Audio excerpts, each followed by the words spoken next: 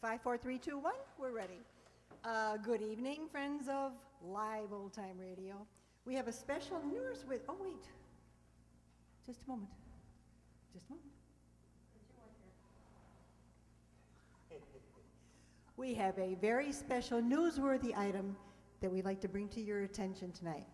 An event that is not recognized often enough, and we certainly take for granted far too often. Our Andre Dixon's lovely wife is originally a native of Taiwan. This summer, she officially became a citizen of our country and now lives with her new family in Chicago. Yuchi, would you please stand up?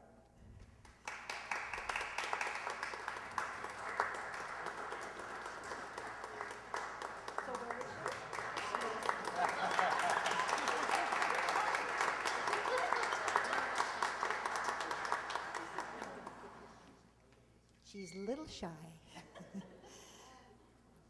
She's exactly the kind of person we want to become an American citizen, and we're very proud of you, so congratulations, thank you.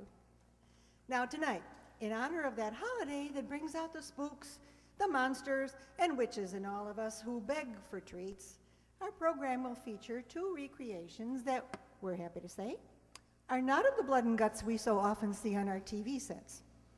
And I'm talking about the everyday news programs we see, or better yet, the latest political campaign ads. Aren't they all sweetness and light?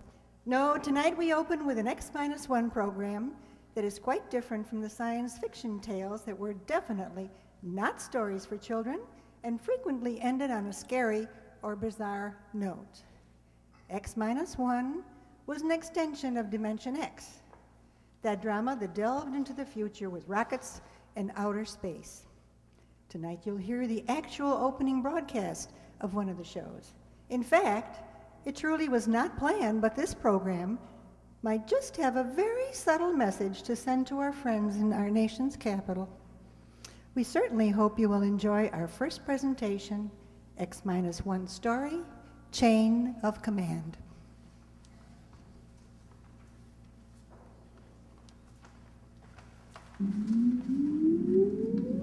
Countdown for blast off. X-5, 4, 3, 2, X-1, fire.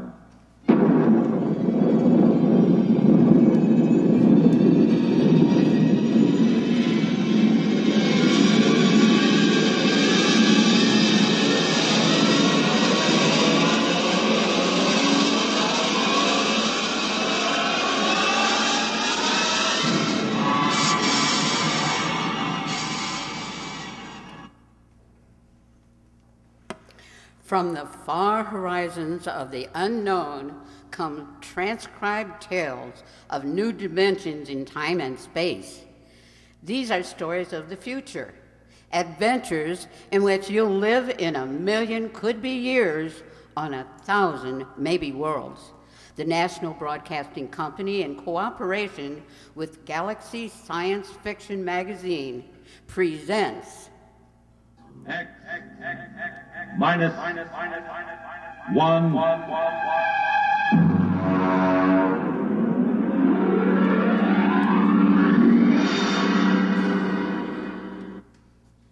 Tonight, Chain of Command by Stephen R.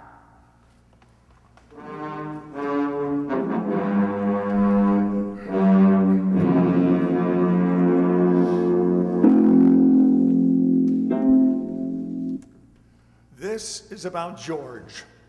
He's a friend of mine. Lives right here at the Brookside Atomic Laboratory with his family. My name is Charlie Boyle, by the way. I'm a security guard here at the lab. Been here now for, 20 years, I guess. Of course, they don't use the lab anymore. Lots of weeds and things. And while I stick around, there isn't really any place to go. Well, I'm getting away from it all. After all, this is all about George. Some of it I knew myself. A lot of it he told me after it was over. It began, it began the morning after George's wife lit into him. I think, George, the least you could do is complain. After all, are you a mouse or a man? Clara, what's the point of complaining? It'll just start trouble. We do live at the laboratory. We have some rights. The best thing we can do is to stay right where we are. But it's dangerous. There's nothing dangerous about it, just so long as we know what we are doing. I'm not thinking about us. I'm thinking about the children. The children know where they mustn't go. George, I will not go on like this without a moment's peace of mind. If you have the slightest concern for my welfare or for the children's, you'd... Oh, all right. All right. I'll go talk to old Charlie, the security guard. Why not talk directly to the superintendent? Because of the complications. Now I promise you I'll explain the situation to Charlie. He knows me. I've talked to him for over a year now. And he hasn't the slightest influence. I'll impress the seriousness of the situation on him. All right, but do it now. I will. And be firm. I'll be as firm as I can.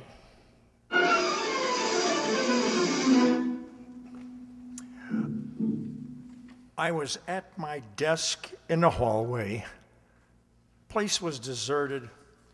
I've always worked the night shift except for my supervisor, Mr. Adams, who was in his office down the hall working late. I remember I was sort of dozing off when I heard George's voice in my ear. Charles. Charlie. Huh? What?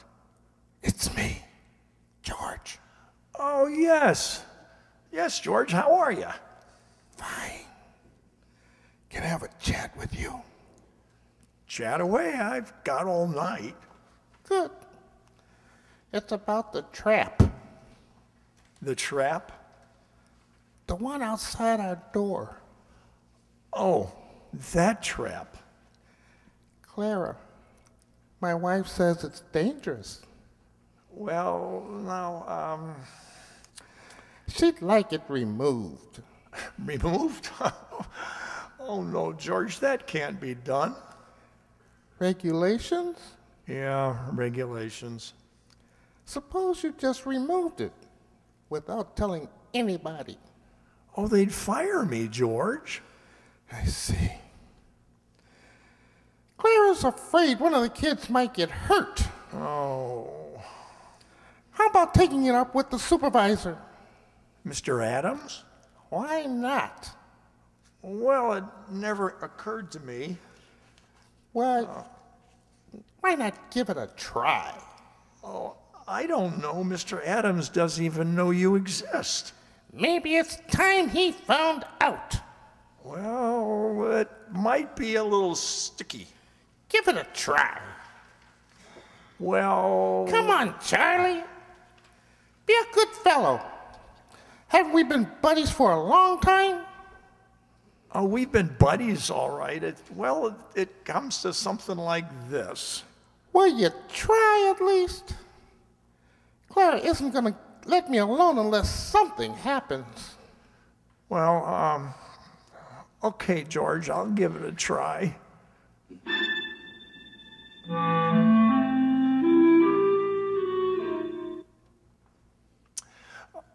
I straightened my tie and brushed off my uniform real neat, and I went into Mr. Adams' office. I could see the light under his door and hear him on the phone, so I knew he was there. Edgar? Adams over at Brookside Lab. Uh-huh. How are things in Washington? No, nothing serious. Just want to have a fingerprint checked on one of our scientists. Uh-huh. Yeah. Number 7X4582. That's right. How's the missus? Ah, good. Excuse me a minute, will you? There's somebody at the door. Come in, come in. Oh, hello, Charlie. Oh, hello, Mr. Adams. Edgar, can I call you back? Fine. Yeah, what is it, Charlie? Well, I'd like to have a word with you, Mr. Adams. Charlie, I'm on the phone to Washington. Is it a security matter? Well, oh, in a way, sir. Well, I don't know. I just don't know how to tell you.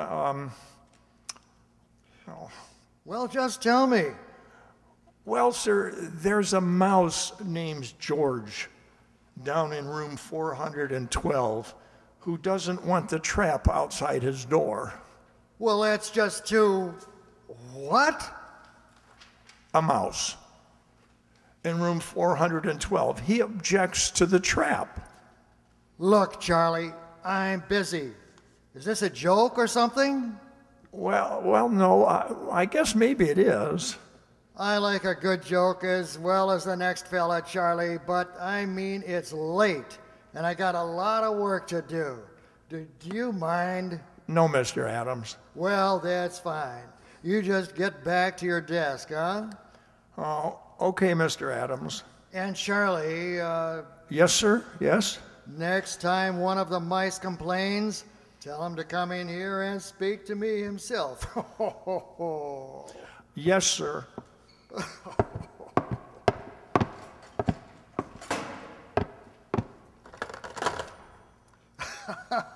Edgar Adams here again. I'm sorry. One of the security guards playing a little joke on me. He came in to say that one of the mice here at the lab is complaining about the trap outside his door. You got him down in Washington too, huh? Yeah? What'd you do about it? Traps, huh? Yeah. It's the only way, I guess. Yeah.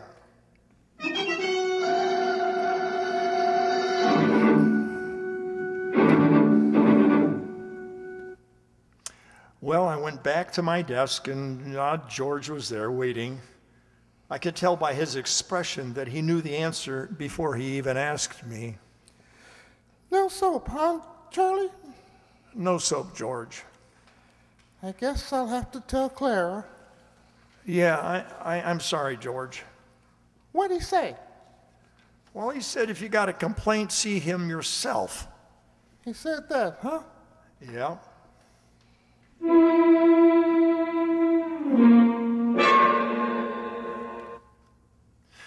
Of course, I didn't know what was going to happen. George didn't tell me until it was all over. I mean, really, really all over. Then it was too late for me to do anything. It turned out, though, that Claire, that's George's wife, told him that if he didn't go talk to Mr. Adams, she'd up and leave him. Yeah, leave him and the kids, too. So him and me, we went. Nothing negative on his record, eh, Edgar? Well, okay. Yeah, excuse me a minute. Come in. Oh, what is it this time?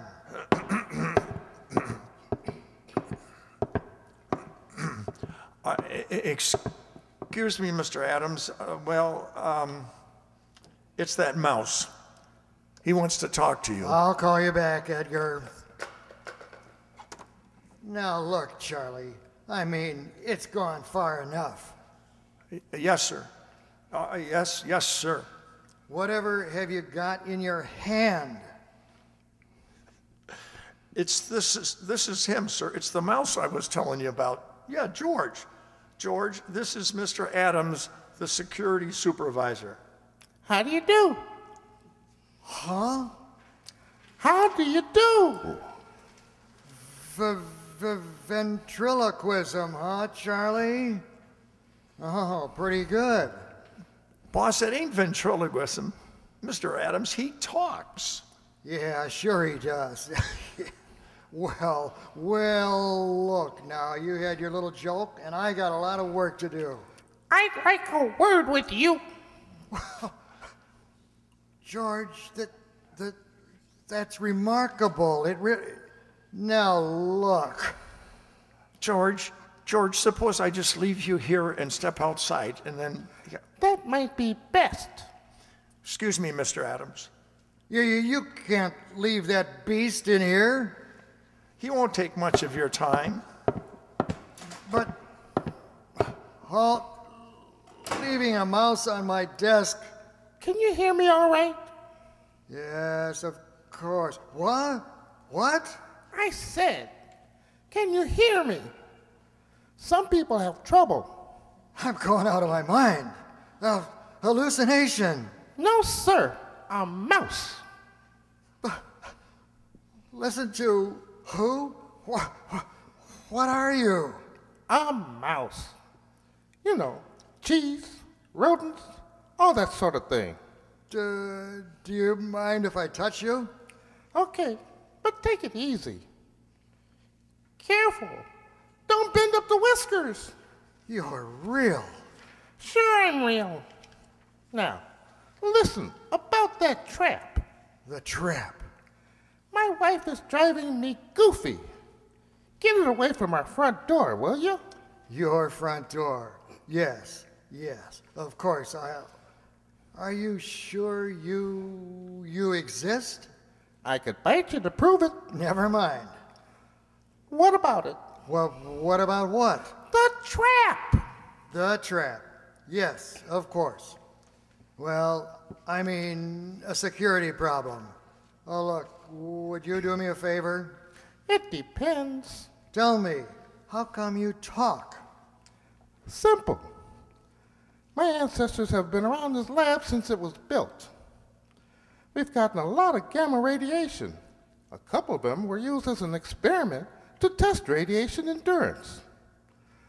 There were surgery operations, grafts of human brain tissue to mouse brain tissue to check the effects of the rays on human brains and so on. You follow me? Wait a minute. I remember there were some experiments where human brain tissue was placed in a mouse, then exposed. That's it. Those mice, the ones that survived, were my great-grandparents. Holy smokes. So, what about the trap? I mean, Yeah. we're nice, peaceful mice. We don't bother anyone. We don't eat much, and we mind our own business. Wait a minute. Wait a minute. You say your great-grandparents were the first of this talking line? I mean, are there many of you? 3 generations, Mac. That's a lot of mice. Tell me, you talk to anybody besides me? Well, I talked to Charlie. No, I mean besides Charlie. I tried it with a couple of guys. They wouldn't listen. These others, what do you call them? Your relatives. Have they talked to anybody? Tell me. How should I know? I suppose they've talked to dozens of people. Where are these people they've talked to? The mental hospitals are full of them. It's a problem, see? We can talk to kids, and you know, the odd ones. But anybody else, they get scared. Uh-huh.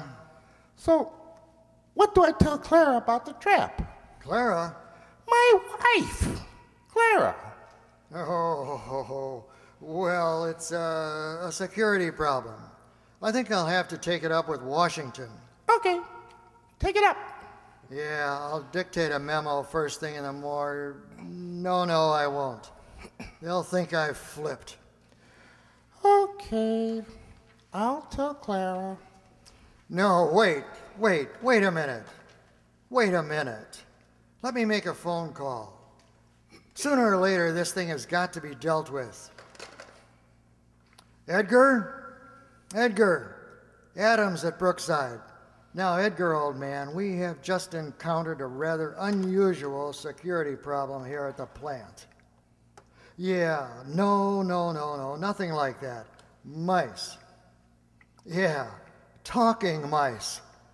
No, Edgar, it's not a joke. I know we were joking a while ago, but it turns out there are talking mice here. Edgar, listen. Please, Edgar, will you listen? I'll put one of them on the phone. Now listen, would you? Here, would you just talk, please? What'd I say? Just say anything. His name is George. Hello, this is George. I'm trying to get the authorities to remove the trap from in front of my What? Here, let me have it, will you? Edgar, listen, I am not kidding and I have not gone mad. This is on the level. In my office at this moment, there is a mouse who talks. In this top secret atomic laboratory, there are several hundred such mice for all I know. Look, Edgar, you don't believe me, and I don't expect you to believe me. No, I don't want a vacation. Good night, Edgar. He doesn't believe me. We keep running into this all the time. George, are you really interested in doing something about that trap? Have you ever met my wife? Oh, of course you haven't. Wait a minute. I got it. I'm going to call for a top-level security conference at the Pentagon. George, will you come down there with me? Will you? We won't say a word. We'll just appear. Washington? First-class accommodations. We'll get you the best suite in town. Do you like cheese? Do I like cheese? Can you get provolone down there? Get what? Provolone. We'll get it. All the provolone you could eat. I've never traveled before. George, you'll love it. You'll love it. Chance to get away from the wife for a while, huh? What do you say, boy? You and me, huh? We'll live it up down there. Look, I know a couple of girls. I seem to recall they had mice in their pantry. I don't know. I'll have to talk to Clara. Look, tell her it's the only way to get action on the trap. Make it sound big. You know, you hate to go away from her, but it's for the kids. What do you say, pal, huh? Well, okay. That boy. Operator, get me Chief of Security at the Pentagon. Make it fast. This is an emergency.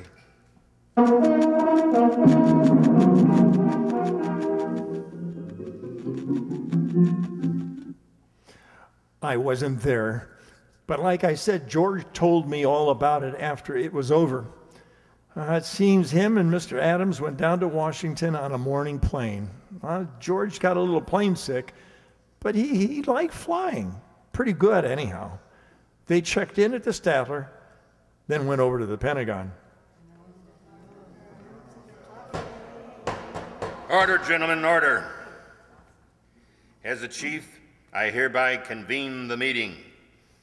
It's been called as a Priority A emergency situation by Mr. Adams, who, as you know, is security chief at our Riverside Atomic Laboratories. Mr. Adams. Yes. Thank you, Chief. Now, gentlemen, it may come as a shock to all of you, it did to me, but I've learned that some 1,200 English-speaking individuals have been operating freely within our top secret laboratories at Riverside without any security clearance whatsoever. Did you say 1,200?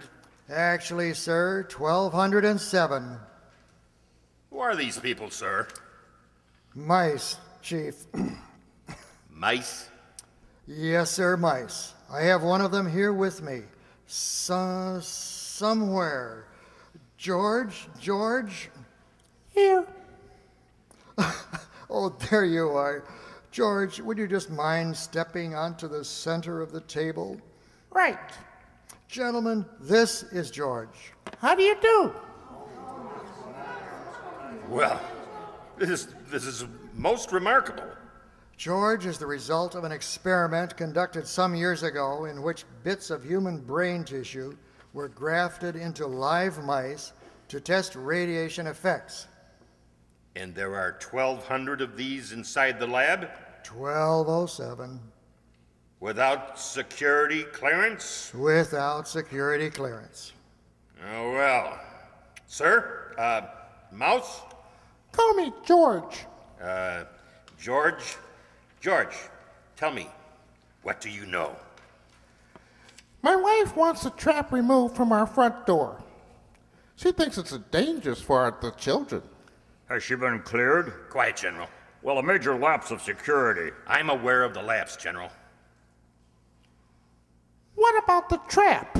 I refuse to countenance any act that will aid the entrance of more of these spies and saboteurs into the plant. Who's a spy? I'm a mouse. Tell me, have you overheard any conferences? Maybe a few. Seen any secret documents? My kids play in the secret document file.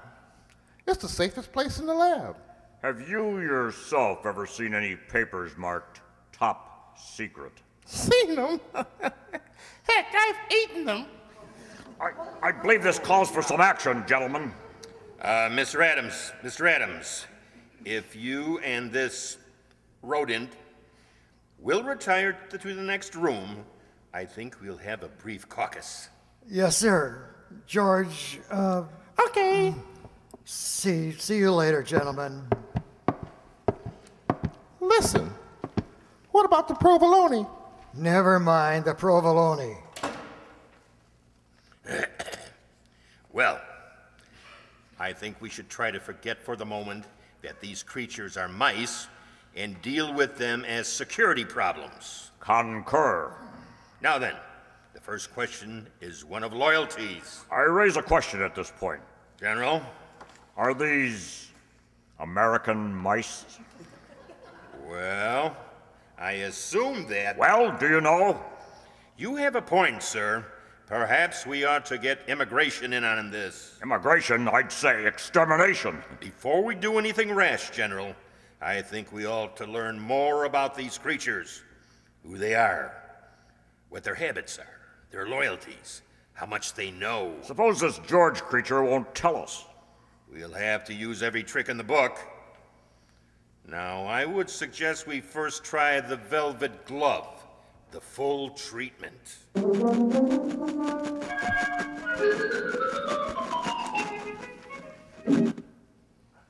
George told me about the velvet glove later. He said he didn't really suspect anything at first, what with the excitement of being in Washington and so on, but after a while he got wind of what they were doing. Room service, this is Mr. Adams in 712. Will you please send up a pound of Provolone. provolone, please. Cheese. Yes, and some more wine. Yes, fine, right away, please. You'll have some more right away, George. I can't get enough of this stuff. It's really delicious. George, have a little more wine. Mind if I do? This is the life, all right. Yeah, this is a great town, isn't it, George? Stupendous. By the way, George, those documents you mentioned eating, do you remember what they said? Something about nuclear weapons. Listen, Adams, what about those girls you mentioned? The ones who have mice in the pantry. Oh, yes. How about giving them a call, huh? George, a little late, don't you think? That is just beginning. All right, George. I'll give him a little call. 6.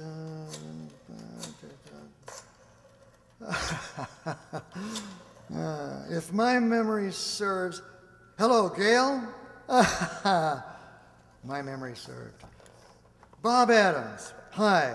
I just down on a quick business trip. How are tricks, Gail?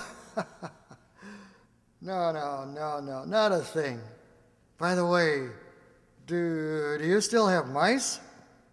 Mice? You what? You extermin... Oh, I see. No.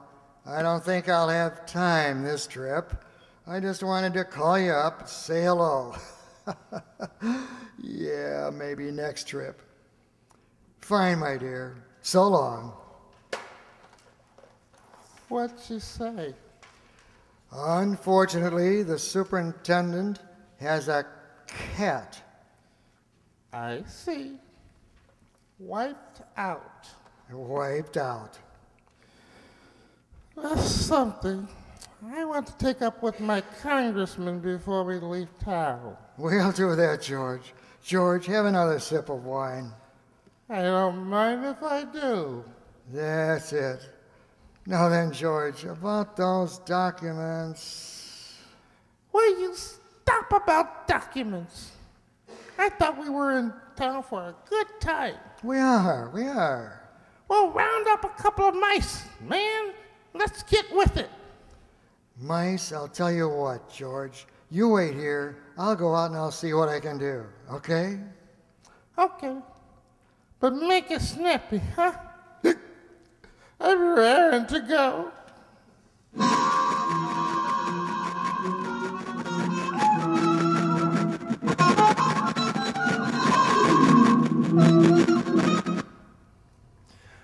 Next morning, Adams woke George and told him they were scheduled for another conference at the Pentagon. George, wake up, huh? Oh, what a head. Come on, George. We're due at the Pentagon. Easy. Don't talk so loud. Wow. Where did you get those white mice last night? Over at the National Research Lab. Whew. They must have been feeding those girls wheat germ. All right, come on. George, come on. You can sober up in the taxi. Come on.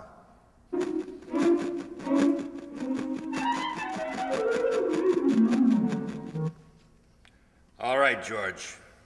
We've been beating around the bush long enough. Who are you? I told you, I'm a mouse. My name is George. I live in a hole in the Riverside Atomic Laboratory. We know all that. We want to know who's behind you. Nobody's behind me. Listen, you guys, don't have to be afraid of me. I'm only a mouse. The perfect fifth column, the ultimate weapon. Do you realize that you and your family are living inside a secret government installation without any security clearance whatsoever? I'm willing to be investigated. How do we know you aren't an agent for a foreign power? How do we know you aren't an agent for a foreign power? Preposterous! It'd be the perfect fifth column. Gentlemen, I will not remain here to be insulted by this creature. And I will not be insulted by you, sir. Gentlemen, good day. George, wait. Come back. Where is he? George. He went that way. Head him off. George. He's going into the wall. Grab him. George. Too late. He's gone. Well, men, this is it. We'll have to decide on a course of action.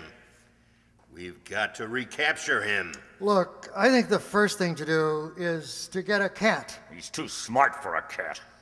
Well, something's got to be done. Something's got to be done? After all, these creatures have access to every secret file in the country. Not to mention eavesdropping on our private lives. The thing that bothers me, gentlemen, is that they multiply. In another 3 generations, there'll be some 12 billion talking mice. 6 times the human population of the Earth. It's no matter for fooling around. Kill or be killed, gentlemen. The problem there is how. We have reason to believe that they've concentrated in Riverside. I say evacuate all humans and blow up the plant. Use the H-bomb if necessary. I'm afraid you're right, General. We must exterminate. I'll phone Strategic Air Command and alert them. SAC, please. Hello, Bill. This is Ed. Listen, fuel up a couple of big ones. No, nothing serious, but we may want to use them in the near future. Just stand by. That's all. I'll call chemical warfare and get the best information of exterminating rodents. Hello? Hello? That's funny. It's gone dead. Hello? Hello? Something is wrong here. Sounds almost as if the line has been cut. Adams, Get out an alarm for that mouse.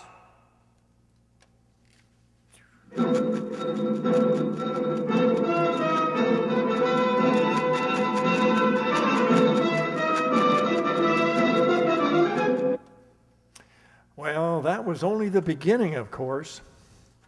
Things began to happen pretty fast right after that. You bet your sweet satchel they did. Well, Adams? Yeah, I've been talking to Edgar. Yeah? The FBI has located several hundred field mice, all of them non-talking. No trace of a mouse corresponding to our description of George. I see. Team of Secret Service men been combing the Pentagon and the White House. We've got 1,500 traps baited with imported provolone in the Senate chambers alone. So far, no luck. Well, what about the cats? The American feline fanciers have volunteered 100 Mausers. Oh, good, good. And any more telephone wires cut? I'm afraid so, Chief, yes. He managed to gnaw through the private wire from the president's suite to the Pentagon. I see. Well, get it spliced. What about the top secret file on that new chemical warfare agent? Is there any trace of that? They found the file, but he managed to chew out the key symbols. I'm afraid it's useless. Well, keep tracking him down. Yes, sir. Sooner or later, we'll get him. Yes, sir. Yes, sir. Only one thing, sir. Well, what's that? I hate to mention it, really. Well, go on, man. Well, sir, the damage has appeared in such widespread places recently Well, go on, go on. that, well, there must be more than just George. In fact, we're afraid he has reinforcements right here in Washington. That's impossible. How? I don't know how, sir, unless... Unless what? Well, it seems, sir, that there were a couple of female white mice from the National Research Lab. You mean?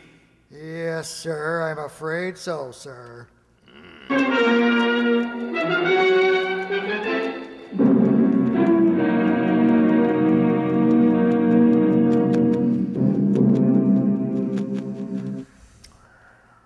I guess maybe you know the rest.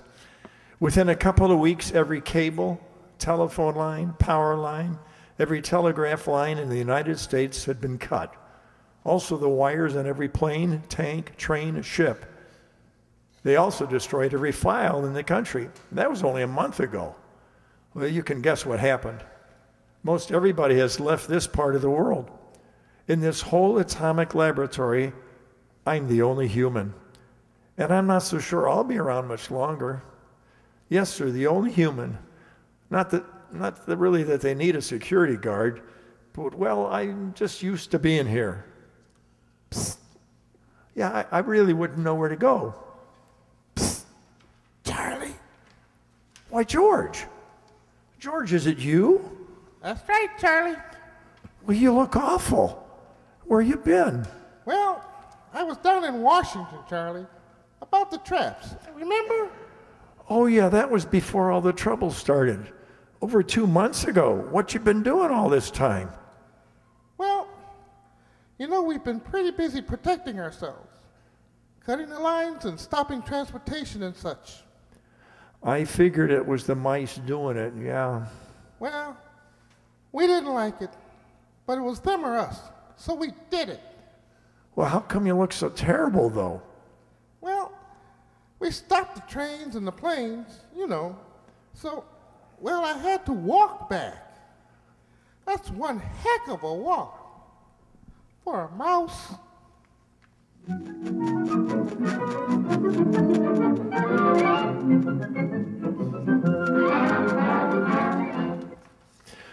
Well, like I said, this is about George.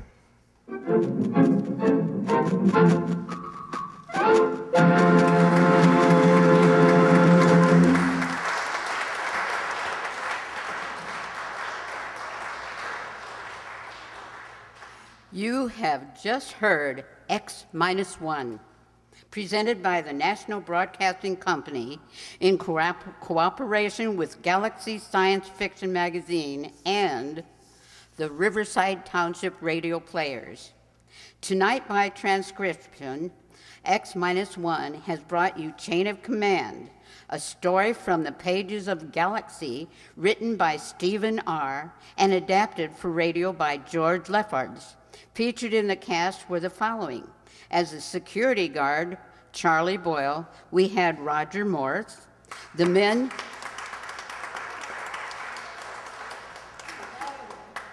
taking charge of the invasion of those dangerous little infiltrators were Herb Thompson as Mr. Adams. As Mr. Adams, Rob Krasinski as the chief, with the general role played by Dave Shancy. Mrs. Mouse, poor Clara, was read by Sue Gadzinski. And of course, dear little George, that was Andra. I knew I'd goof. Andra Dixon.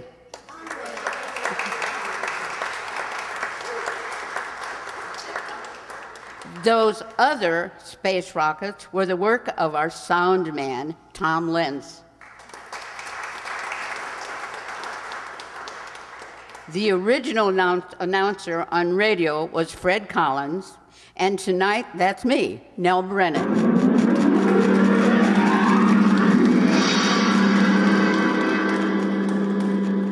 Now, don't touch that dial.